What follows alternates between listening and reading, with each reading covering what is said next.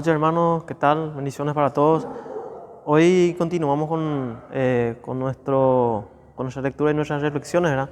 En el libro de San Juan. Estamos ya al final, finalizando ya el capítulo 4. Capítulo 4, hoy corresponde al capítulo 4, del 43 al 54. El título es Jesús sana al hijo de un noble. También en otras versiones dice curación del hijo de un oficial del rey, o de un diplomático. Entonces, para hablar un poco del contexto, ¿verdad? Estamos en el capítulo 4, que empieza con un viaje de Jesucristo de Judea a Galilea, ¿verdad? Vamos al capítulo 4, ¿verdad? Para contextualizar un rato. Capítulo 4, empieza un viaje de Judea a Galilea. Y le era necesario pasar por Samaria, dice, capítulo 4, versículo 3. Salió de Judea y se fue otra vez a Galilea, ¿verdad? Entonces que Jesús estaba viajando, ¿verdad? ¿Y por qué estaba Jesús en Judea? ¿O qué pasó en Jerusalén, ¿verdad? Entonces vemos un poco más atrás para entender, ¿verdad? En el capítulo 2, versículos 1 y 2, ¿verdad? Que habla de... Capítulo 2, versículos 1 y 2 dice...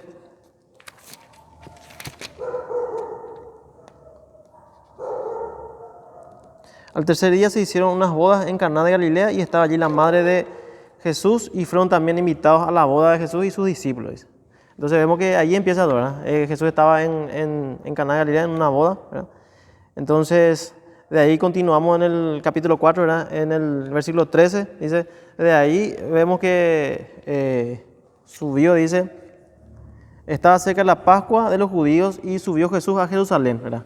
Versículo 13, ¿verdad? Entonces vemos que Jesús estaba en Caná de Galilea y ahí pasó a Judea, a Jerusalén, ¿verdad? Entonces vemos ahí también la purificación del templo que habíamos visto ya. Continuamos, dice, de allí fue al templo y tuvo esta confrontación con los cambistas y mercaderes. Ahí realizó varias señales y la gente empezó a confiar en él, ¿verdad? Eso vemos en el versículo 23, ¿verdad? Y ahí siguiendo ya en el capítulo 3, tenemos esta conversación con Nicodemo, Jesús y Nicodemo, ¿verdad? Esta conversación. Y después de esto vino Jesús con sus discípulos a la tierra de Judea y estuvo allí y bautizaba, ¿verdad? En el versículo 22 ya eso, ¿verdad? Terminando ya el capítulo 3, ¿verdad? Entonces vemos cómo Jesús viene otra vez, dice, a Galilea. Ahora entramos en el capítulo 4. Entonces vemos que Jesús estaba viajando, primeramente vino de Caná de Galilea, ¿verdad? Se fue al templo, era una fiesta judía, ¿verdad? Y ahí hizo varias señales, la gente empezó a creer en él, ¿verdad? Y ahí tuvimos esa conversación con Nicodemo. Después dice que viajó otra vez, salió de Judea, ¿verdad? Y vamos, dice, y ahora entramos en el capítulo 4. Jesús estando en Judea, versículo 3, sale y viaja a Galilea, dice, pero antes le era necesario pasar por Samaria. Entonces, ella es capítulo 4. ¿No? Vemos, dice, salió de Judea y se fue otra vez a Galilea. Se fue otra vez a su pueblo, ¿verdad? Y le era necesario pasar por Samaria, dice, ¿verdad? Entonces vemos que él estaba en Judea, en Jerusalén, y tenía que irse otra vez a Galilea, al norte, ¿verdad? Pero entre Galilea y Jerusalén estaba Samaria. Entonces, continuando, entonces vemos ahí que de ahí vemos este encuentro que Jesús tuvo con la mujer samaritana, ¿verdad? En el pozo de Jacob, Jesús tiene esta conversación con la mujer samaritana, que tenía varios maridos, ¿verdad? En el versículo 26, ¿verdad? Jesús le dice que él es el Mesías esperado. Luego la mujer va a la ciudad a decir a los hombres. Entonces Jesús le evangeliza a esta mujer y le dice que él es el Mesías. Entonces ya leímos eso. Y al final, el versículo 40-42 nos dice que los hombres creyeron también. Entonces él estuvo ahí 2 días. Y ahí llegamos al versículo que hoy no corresponde, ¿verdad? Que es a partir del 43. Y así llegamos al versículo 43. Y leemos, ¿verdad? El título: Jesús sana al hijo de un noble. 2 días después salió de allí y fue a Galilea, porque Jesús mismo dio testimonio de que el profeta no tiene honra en su propia tierra. Cuando vino a Galilea, los galileos le recibieron, habiendo visto todas las cosas que había hecho en Jerusalén en la fiesta, porque también ellos habían ido a la fiesta. Vino pues Jesús otra vez a Caná de Galilea, donde había convertido el agua en vino. Y había en Capernaum un oficial del rey, cuyo hijo estaba enfermo. Cuando oyó que Jesús había llegado de Judea a Galilea, vino a él y le rogó que descendiese y sanase a su hijo, que estaba a punto de morir. Entonces Jesús le dijo: si no viereis señales y prodigios, ¿no creeréis? El oficial del rey le dijo: Señor, desciende antes que mi hijo muera. Jesús le dijo: ve, tu hijo vive. Y el hombre creyó la palabra de Jesús, que Jesús le dijo, y se fue. Cuando ya él descendía, sus siervos salieron a recibirle y le dieron nuevas diciendo: tu hijo vive. Entonces él les preguntó a qué hora había comenzado a estar mejor, y le dijeron: ayer a las 7 le dejó la fiebre. El padre entonces entendió que aquella era la hora en que Jesús le había dicho: tu hijo vive, y creyó él con toda su casa. Esta segunda señal Jesús hizo cuando fue de Judea a Galilea. Amén. Entonces vemos ahí que Jesús hizo esta señal o este milagro, dice, ¿verdad? Dice que el segundo que hizo, no en el segundo en total, el segundo que hizo en ese lugar. Recordemos que el primero fue en la boda de Caná, y después bajó al templo, o sea que subió al templo a adorar, y ahí Juan no registra esos milagros, pero vemos en Mateo, en otro evangelio, que sí, Jesús hizo varios milagros, ¿verdad? Predicó, entonces ahí la gente empezó a creer en Jesús, ¿verdad? Y dice que fue el segundo milagro que hizo en ese lugar, ¿verdad? Entonces, para recordar nomás que Jesús hizo varios milagros, ¿verdad? ¿Y cuál era la razón fundamental de los milagros de Jesús? Vemos como cuando leemos muchas veces la Biblia, ¿verdad? Vemos varios milagros, varios episodios que cuentan milagros y cosas así. Entonces muchas veces caemos en el error de pensar que era algo normal eso, pero eso no es cierto, ¿verdad? Porque un milagro no es algo normal, por eso es milagro, ¿verdad? Vemos estos milagros que empezaron, que se acumulan en partes de la historia. Por ejemplo, ahí en Éxodo con Moisés hay una acumulación de milagros, ¿verdad? Y ahí vemos que cuando Dios habló con Moisés, le dio la señal para que creyera en el pueblo. Entonces, la misión fundamental de los milagros era para que creyeran, ¿verdad? Para tener una, ¿cómo se dice? Que esa persona hablaba de parte de Dios. Entonces, y es lo mismo con Jesús, ¿verdad? Por eso vemos que Jesús hizo muchos milagros, entonces para digamos, corroborar su mensaje, para cumplir las profecías. Entonces esa era la razón de los milagros. Entonces ahora vamos a empezar a empezar otra vez del versículo 43, ¿verdad? Para leer detenidamente y ir reflexionando cada uno de los versículos. Dice: 2 días después salió de allí y fue a Galilea, ¿verdad? Eso vimos ya en el contexto que venía, ¿verdad? Que estaba que estaba viniendo, que se quedó en Samaria, ¿verdad? Esta conversación con la mujer samaritana, con los hombres de Samaria. Entonces los hombres le pidieron que se quedaran 2 días. Entonces Jesús quedó 2 días ahí para hablarle, para evangelizarle, y estos hombres empezaron a creer. Y le dice a la mujer samaritana: ya no creemos en tu palabra, sino ahora vimos y oímos nosotros mismos de Jesús. Entonces, y ahí quedó 2 días, y ahí continuó, dice: 2 días después salió de allí y fue a Galilea. Entonces vemos que ahí salió y fue a Galilea.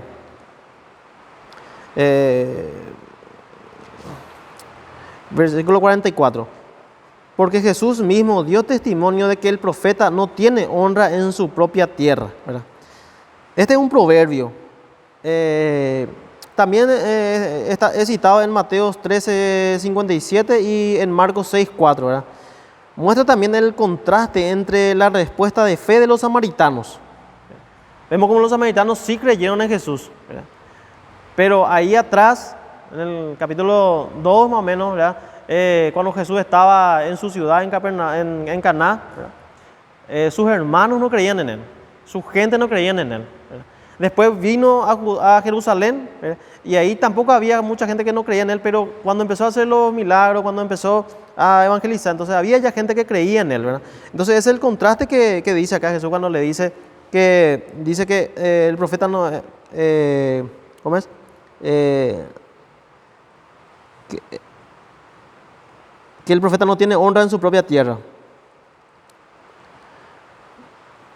Bueno, entonces muestra también el contraste entre la respuesta de fe de los samaritanos y la incredulidad que caracterizaba al propio pueblo de Jesús en Galilea y Judea, cuya fe se expresaba con reservas y dependía en exceso de las obras y milagros de Jesús.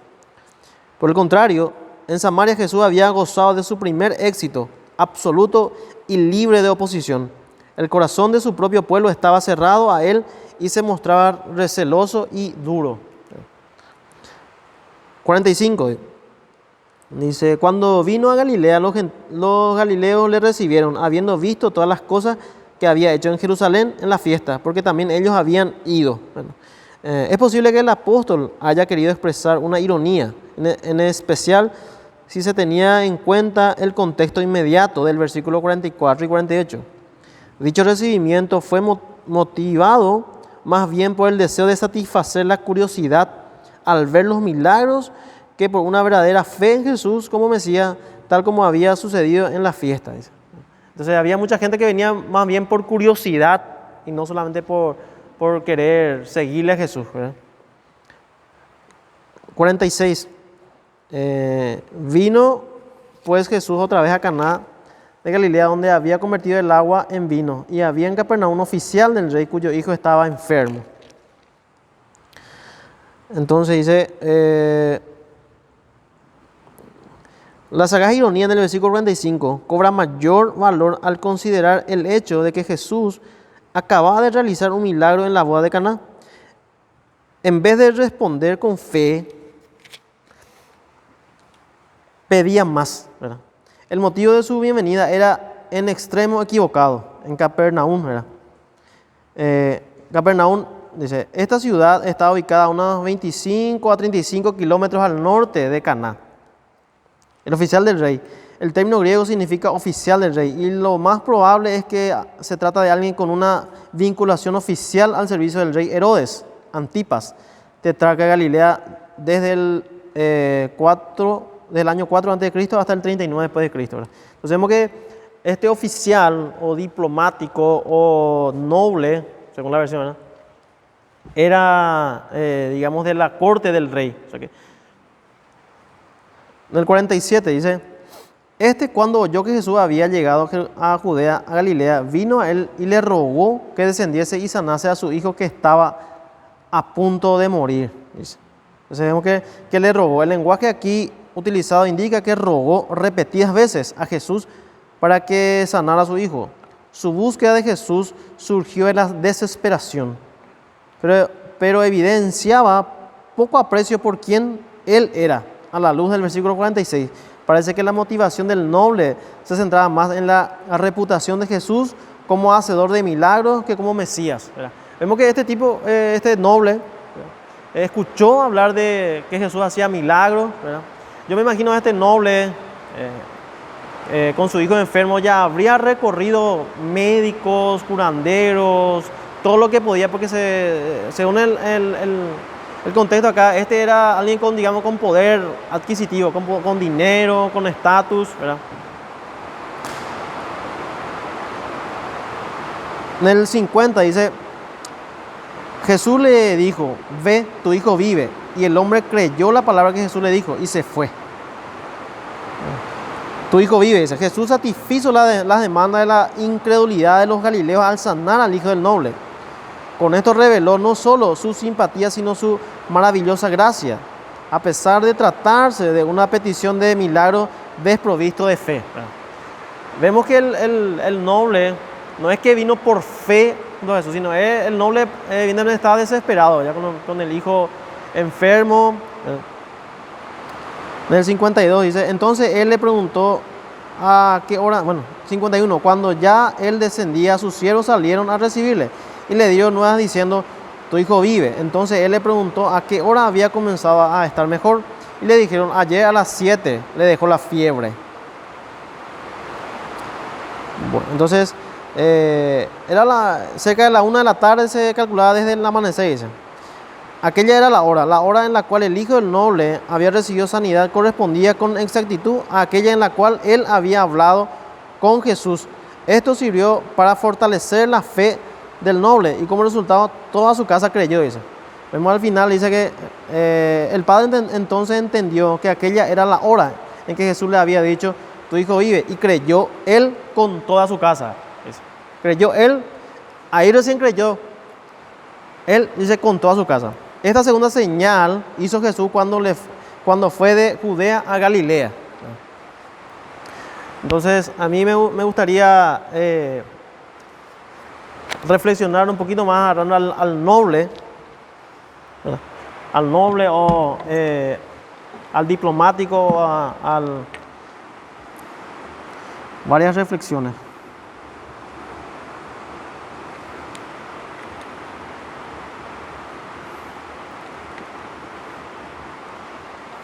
Bueno, analizando al noble. Primero dice, aquí tenemos a un noble o un diplomático que acudió a un carpintero. Como habíamos hablado, ¿verdad? Este noble, ¿cuántos médicos, doctores, curanderos ya habrá llevado a su hijo, ¿verdad? Cuando nosotros que tenemos hijos, cuando nuestros hijos nos enferman, no nos importa dónde ni cómo, llevamos a nuestro hijo. Entonces, y este siendo un noble, un diplomático, entonces tuvo que haberse tragado su orgullo para acercarse e irse junto a Jesús, que era para él simplemente un carpintero, para el noble. Jesús era simplemente un carpintero.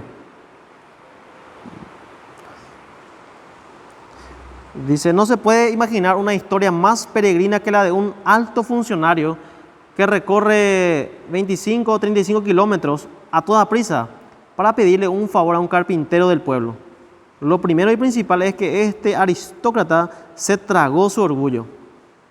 Tenía una necesidad angustiosa y ni los convencionalismos ni el protocolo le impidieron acudir a Jesús con su necesidad. Su gesto causaría sensación, pero a él no le importaba el qué dirán con tal de obtener la ayuda que tanto necesitaba. Si queremos de veras la ayuda que Jesús nos puede dar, tenemos que ser lo suficientemente humildes para tragar nuestro orgullo y no tener en cuenta lo que diga la gente. Entonces vemos que Dios obra de maneras que nosotros no entendemos. Entonces la enfermedad de este hijo del noble usó para que este noble se acerque, que busque a Jesús y para llevarlo a los pies de Cristo, a toda su familia. Entonces muchas veces también nosotros vemos que las enfermedades muchas veces también son, o dificultades que tenemos en nuestra vida también es para acercarnos a Jesús. Todos tenemos un contexto diferente, ¿verdad? Segundo punto, aquí tenemos a un noble que se negaba a darse por vencido. Jesús le recibió con lo que a primera vista parecía un balde de agua fría, diciéndole que hay gente que no cree a menos que se le provea de señales y milagros. Puede que Jesús dijera esa palabra para la multitud que se habría reunido a ver en qué paraba todo aquello, que el diplomático mismo.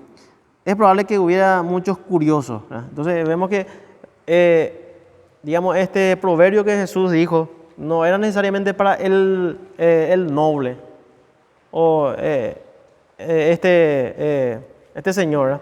Sino para los que le estaban escuchando, porque muchos venían a él para ver las señales, ¿verdad? Para ver prodigios, no necesariamente porque creían que él era el Mesías. Pero Jesús tenía una manera de asegurarse que una persona iba en serio. Así actuó con la sirofenicia en Mateo 15. Si aquel hombre se hubiera dado la vuelta presumido y airado, si hubiera sido demasiado orgulloso para escuchar las advertencias, si hubiera cedido al desaliento a la primera, Jesús se habría dado cuenta de que su fe no era auténtica. Uno tiene que tomar su situación sinceramente en serio para poder recibir la ayuda de Cristo, ¿no? Tercero, aquí tenemos a un noble que tenía fe. No era fácil emprender el camino de vuelta a casa sin llevarse más que las palabras de Jesús, que su hijo se iba a sanar. Lo único que recibió el noble es que la promesa de Jesús. El noble vino como para llevarle, porque dice, desciende conmigo, vamos conmigo. El noble quería llevarle a Jesús. Pero el noble al final se fue con la mano vacía, porque Jesús no se fue con él. Lo único que él llevó fue la promesa de Jesús, que su hijo se iba a sanar. Entonces el noble emprendió otra vez el camino a su casa, de 25 a 35 kilómetros, y todo lo que habrá pasado por la mente del noble camino a su casa. Porque él no llevó lo que quería, él quería llevarle a Jesús, pero él llevó de sus promesas. Bueno.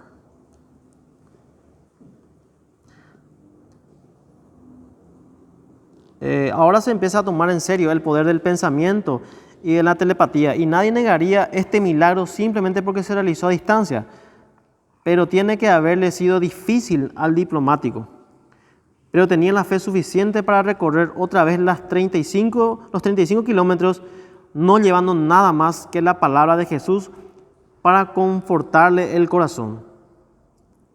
Es de esencia de la fe el creer que lo que Jesús dice es verdad. A menudo se tiene una especie de anhelo vago de que fueran verdad las promesas de Jesús, pero la única manera de entrar de veras en ellas es creerlas, como el náufrago que se aferra a lo que le pueda salvar. Si Jesús dice algo, no es que a lo mejor es verdad, es que tiene que ser verdad. Porque Jesús dijo, yo soy el camino, la verdad y la vida. Entonces nosotros sabemos por fe que Jesús es la verdad. Cuarto, aquí tenemos a un noble que se entregó. No fue un hombre que le sacó a Cristo lo que quería y luego se fue y se olvidó. Hay como muchos ahora, ¿verdad? Que vienen, se acercan a la iglesia, piden que oremos por sus necesidades, por trabajo, por salud, y una vez que tiene, se vuelve al mundo, se olvida otra vez. Entonces este no fue el caso del noble. ¿Por qué? Porque dice que él y todos los suyos creyeron. No le sería fácil a él, porque el que Jesús fuera el Mesías iría en contra con todas sus ideas preconcebidas. Ni le sería fácil confesar su fe en Jesús en la corte de Herodes. Tendría que soportar que se rieran y burlaran de él, y hasta que lo tomaran por charlatán. ¿Se imaginan la vida después que tuvo el diplomático? Una vez que tuvo el milagro, él creyó con toda su familia y lo que eso conlleva. Él trabajando en la corte de Herodes, entre, digamos, todos esos pecadores, toda esa historia, él tenía que demostrar su fe. Él tenía que reconocer a Jesús como su Señor. Y llevando eso a nuestro contexto, ¿verdad? Lo difícil que habrá sido para él, porque para nosotros también es difícil muchas veces hablar de nuestra fe en este mundo actual, ¿verdad? Donde todo vale. Muchas veces somos señalados como retrógrados, que somos anticuados, muchas cosas, ¿verdad? Entonces imaginen lo que habrá sido en la vida de él, habrá cambiado drásticamente, ¿verdad? Después de tener una vida, digamos, confortable, ahora tener que nadar contra la corriente. Pero este diplomático se enfrentaba con los hechos y lo aceptaba. Había experimentado lo que Jesús podía hacer y no le quedaba más que rendirse a los hechos. Había empezado por un sentimiento de necesidad desesperada que Jesús le había solucionado, y su sentimiento de necesidad había dejado paso a otro de agradecimiento y amor desbordante. Esos son los pasos, ¿verdad? Él se fue por necesidad, volvió, ¿verdad? Y ya fue agradecido. Entonces, esa debe ser la historia de cualquier vida cristiana, ¿no? Esa debe ser nuestra vida diaria, ¿verdad? El ser agradecidos por lo que Dios y Jesús hizo por nosotros, y por sobre todo el amor, ¿verdad? Amén.